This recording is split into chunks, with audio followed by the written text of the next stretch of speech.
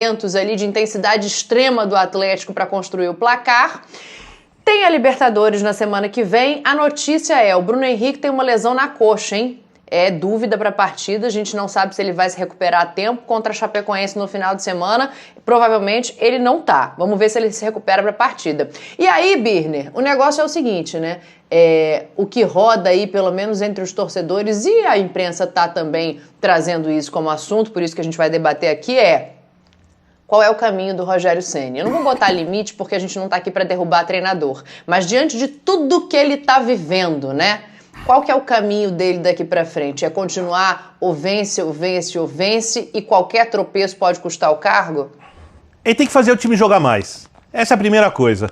Eu entendo que os desfalques pesaram, mas ele não pode depender sempre de ter os seus melhores jogadores para que o time renda um bom futebol, para que o Flamengo consiga se impor, para que o Flamengo consiga fazer 2 tempos inteiros jogando bem, coisa que é muito raro de a gente ver no time do Rogério no Campeonato Brasileiro. E ele não pode também reclamar que teve uma maratona pior que a dos outros. Porque aqui no Campeonato Paulista, os times chegaram a jogar 4 vezes por semana, isso em mais de uma semana, né? Os times se arrebentaram, alguns pouparam mais, outros levaram mais a sério, e a recuperação dos jogadores ficou mais complicada. O Flamengo deu férias curtas aos jogadores, o Flamengo fez um período pequeno de preparação com os jogadores, o próprio Rogério, em entrevista, exaltou isso, demorou para estrear com os jogadores principais do Campeonato Carioca, continuou poupando, até na semifinal do Campeonato Carioca ele usou o time reserva, não usou o time titular, e na final usou os principais jogadores, ou seja, ele preparou a equipe para estar melhor no Campeonato Brasileiro. E ela não está. Isso é um ponto. Outra coisa, se o Rogério saísse hoje do Flamengo, ele sairia num patamar maior do que ele chegou quando ele estava no Fortaleza? De maneira alguma. Ele não conseguiu elevar o seu ganhou o Campeonato Brasileiro. Ganhou o Campeonato Brasileiro, mas a torcida, os analistas, pelo menos a maioria dos analistas, colocam muito mais na conta dos jogadores do que propriamente do Rogério Ceni. Acham que também, e eu estou entre esses, o Flamengo não jogou como poderia no Campeonato Brasileiro. Acham que faltaram variações de sistema. Acham que às vezes poderia modificar um pouco mais a escalação e não ter um time titular e jogar sempre da mesma forma. Ontem, por exemplo, o Cuca sabia que o Rogério ia jogar para cima do Atlético. Encaixotou a dupla de ataque com 3 jogadores na zaga, foi perfeito o Cuca. Meio campo muito técnico do Atlético, que é um candidato ao título, junto com o Flamengo e junto com o Palmeiras, tinha mais jogadores que o Atlético, e no contra-ataque conseguiu resolver a partida, porque tem o Savarino jogando muito bem, e tem o Hulk, um jogador que desequilibra acima da média no futebol brasileiro, aliás, bem acima da média no futebol brasileiro. Qual estratégia o Rogério usou? Então, eu entendo a indignação do flamenguista com várias coisas que têm acontecido no time do Flamengo e que passam pelo treinador. E uma coisa que o professor Calçade sempre fala muito, a aderência ao trabalho, porque às vezes parece que ele quer resolver coisas e o Rogério é um cara que sabia organizar sistemas de marcação e no Flamengo ele não consegue, troca jogador, né, muda a dupla de zaga, entra um, sai outro e o time continua vulnerável ali. Então é óbvio que é um problema. O trabalho do Rogério é um desastre? Eu não acho. Não acho. É um trabalho para eu aplaudir? Também não acho. Acho que é um trabalho razoável. E no final das contas, trabalho razoável para o Flamengo é pouco. Então, o time vai ter que melhorar, vai ter que conseguir pelo menos resultados melhores. Senão, eu tenho dúvida se ele termina a temporada na frente do clube, como treinador. Para ouvir o Jean e o Sormani, eu não tenho procuração de ninguém e eu tô com o Birner. Eu acho que é um trabalho médio, não é um trabalho nem que sobressaia para o bem e nem para o mal. Mas aí tem o seguinte, vou fazer aqui o advogado do diabo, tá? Também tem uma coisa, as contratações que vieram depois de 2019, elas não compuseram, e não tô aqui culpando a diretoria, mas né, tem nomes ali que se você olhar em campo, eles não responderam da maneira que se esperava deles. E um pedido do Rogério, desde que ele chegou, homem de meio campo para manter a maneira de jogar. E isso o Flamengo não consegue até hoje. Então, assim, se divide essa culpa, Jean, e Sormani pode ir na sequência já do Jean, ou não? A responsabilidade dele com o elenco que ele tem deveria realmente estar sendo cobrada dessa maneira? Então, Dani, para mim a culpa evidentemente é dividida. A gente tem uma tendência no Brasil a colocar tudo nas costas do técnico. E eu tô falando dos problemas e das qualidades. Porque também é um tal de dizer que todos os méritos é de técnico quando o time ganha e todos os problemas, os defeitos são do técnico quando o time perde, que acho que isso nem é compatível com a qualidade dos técnicos que a gente tem em geral no futebol brasileiro. Porque a gente fala como se o técnico fosse o determinante no futebol brasileiro. Em geral não é. Então nessa linha eu penso parecido com o Birner em relação às qualidades e os defeitos do Rogério Ceni ou as questões discutíveis, porque eu também não gosto de dizer que uma coisa está certo ou uma coisa está errada, porque pra gente é muito fácil dizer que isso está certo ou aquilo está errado. A gente fala isso, mas a gente nunca vai saber se aquilo que a gente acha que está certo funcionaria na prática. Mas enfim, né? Ele poderia sim fazer coisas diferentes? Poderia. Estou falando de substituições, estou falando de escolhas, estou falando das variações? Poderia. Mas me parece um exagero colocar toda a responsabilidade em cima dele. Todo exagero. Pelas coisas que não dão certo. Então, a questão física que para mim está ficando cada vez mais clara que existe no Flamengo, porque eu nunca vi um time cair tanto do primeiro para o segundo tempo em todos os jogos. Isso é culpa especificamente do Rogério Ceni? Como é que funciona?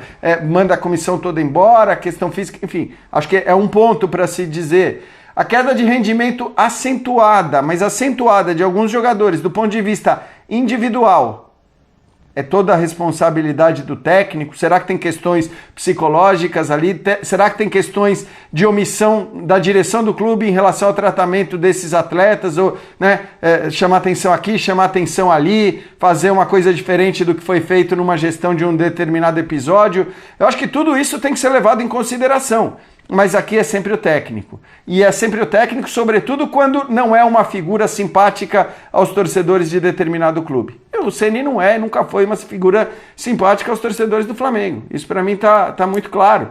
Talvez fosse o Renato Gaúcho o treinador, com o mesmo desempenho, com as mesmas coisas, talvez houvesse um crédito um pouco maior, né? Uma expectativa, uma paciência um pouco maior para uma coisa ou outra, ou um olhar diferente para dizer, pô, isso aqui talvez não seja o técnico, né? Então aí você começa a apontar dedo para o jogador, mas isso não é exclusividade do Flamengo, é assim que as coisas acontecem.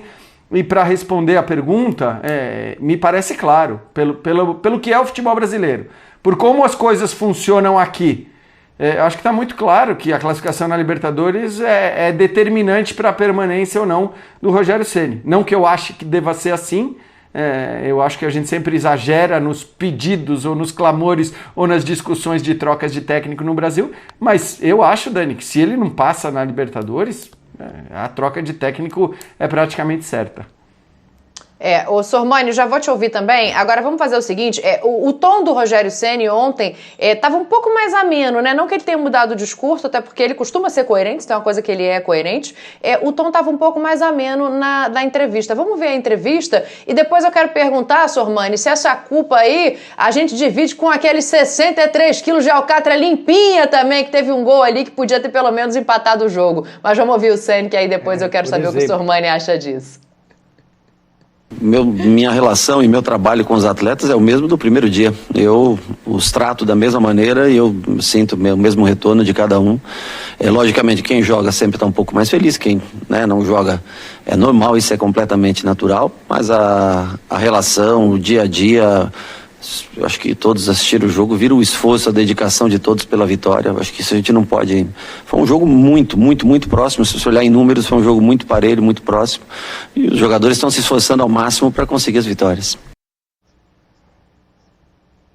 Boa, tá aí o Rogério, pra gente já começar a falar dos jogadores aqui, que tem a ausência do Gabigol também, e ela tem feito muita diferença no Flamengo, não só agora, em outros jogos decisivos, a gente vai chegar lá. Mas, Sormani, pra te ouvir um pouco sobre essa questão do Rogério, e também se passa pelos jogadores por uma questão de postura. Obviamente, eu tô falando do Arrascaeta, mas assim, ele voltou cansado da seleção, não tava treinando, tava visivelmente cansado em campo no final da partida e acaba perdendo um gol que não costuma perder. Não tô falando do Arrascaeta, mas como você pega no pé dele, Sormani, pra gente falar da postura dos jogadores, assim, você acha que passa um pouco pelo campo também, pelas entrevistas anteriores do Rogério? Finalizar a gente finaliza, mas não finaliza certo. A Dani explora, né? Ela gosta de dar uma... Ela é fã do Arrascaeta. Ela fica querendo me tesourar, entendeu? Não, chega, precisa estar com sequência ao programa, Eu vou repetir aqui pela enésima vez que eu acho o Arrascaeta um jogador muito bom, mas ele é superestimado. Eu falei, inclusive, do De Bruyne aqui. Ele não está no nível do Messi, do Neymar e do Cristiano Ronaldo. Eu não dou sorte. Toda vez que eu assisto o jogo com esse rapaz em campo, eu não vejo ele jogar bem. Até fiz um apelo aqui. Se alguém tiver um vídeo com atuação de gala do nível Messi, Maradona e do Cristiano Ronaldo, do De Bruyne, manda para mim para eu assistir, porque eu dou azar. Eu não consigo ver. E o Arrascaeta é um jogador que se destaca aqui no nosso futebol. Nível doméstico, ele é ótimo.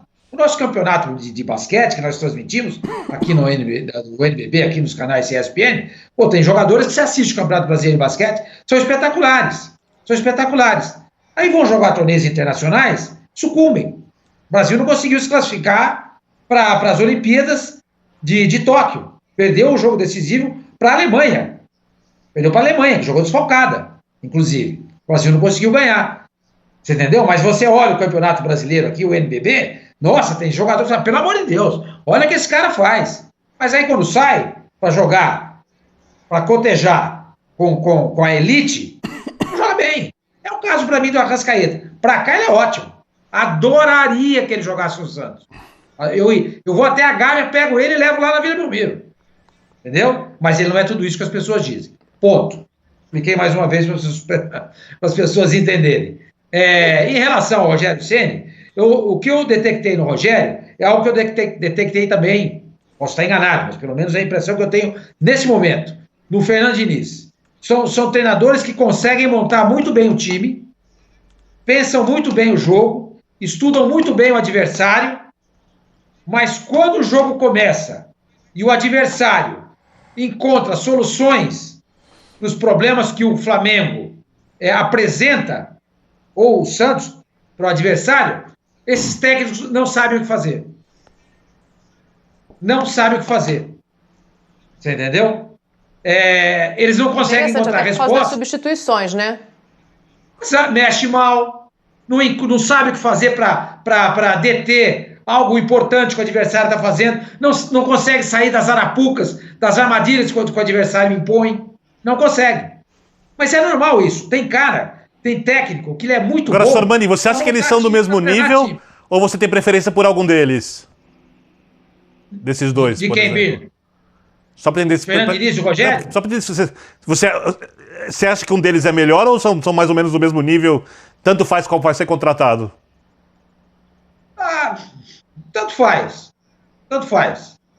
Porque o que eu quero dizer é o seguinte, tem técnico que... Isso não é demérito para ninguém, não diminui ninguém. Tem cara que é bom para treinar e montar time. Na hora do jogo, você entrega para o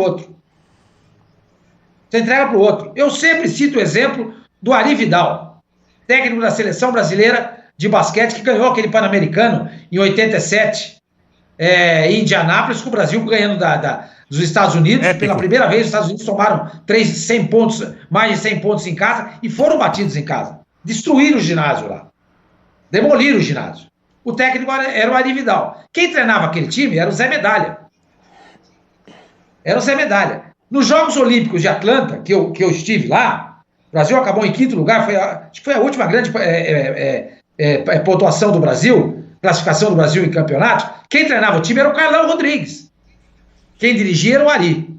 Quando começava o jogo, o Ari era uma raposa. Ele enxergava tudo. Claro que ele enfrentava as limitações da seleção brasileira e não conseguiu ganhar uma medalha olímpica.